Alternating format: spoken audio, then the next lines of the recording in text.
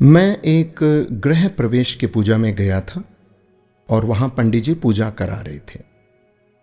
पंडित जी ने सबको हवन में शामिल होने के लिए बुलाया और सबके सामने हवन सामग्री रख दी गई। पंडित जी मंत्र पढ़ते और कहते स्वाहा। लोग चुटकियों से हवन सामग्री लेकर अग्नि में डाल देते। घर के मालिक को स्वा कहते ही अग्नि में घी डालने की जिम्मेदारी सौंपी गई।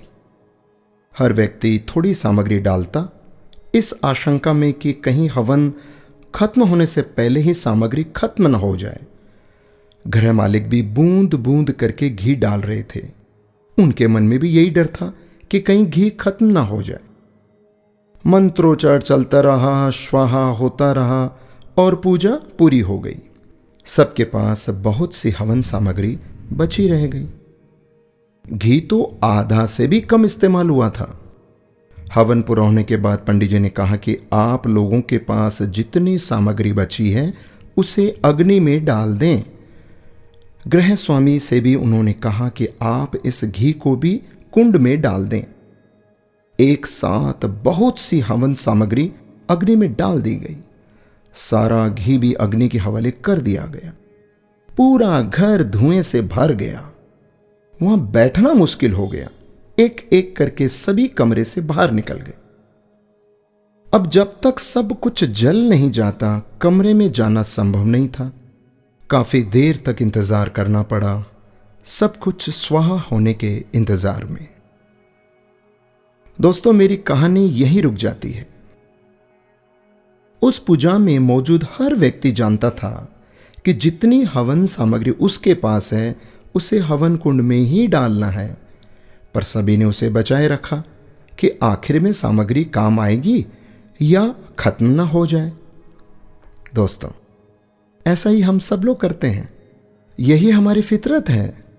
हम अंत के लिए बहुत कुछ बचाए रखते हैं, जो अंत में जमीन, जायदाद, प्रॉपर्टी, बैंक बैलेंस, रुपया, पैसा, फलाना ढिकाना, ये जो इस रूप के भीतर में सब यहीं पड़ा रह जाता है।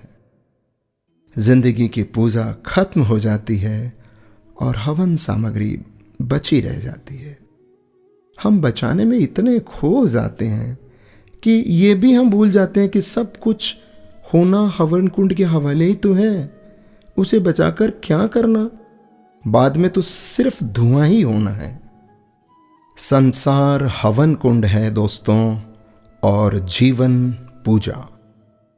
एक दिन सब कुछ हवन कुंड में समाहित होना है। अच्छी पूजा वही है जिसमें हवन सामग्री का सही अनुपात में इस्तेमाल हो, न सामग्री खत्म हो न बची रह जाए। यही मैनेजमेंट करना है।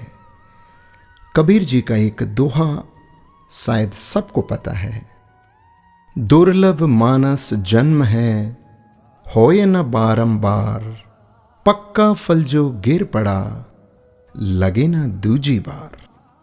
दोस्तों, ये मनुष्य जन्म बार बार नहीं मिलेगा, तो क्यों ना हम समय का, पैसों का, अपनी सोच का और अच्छे कार्य करके इसका सही सदुपयोग और इस्तेमाल करें।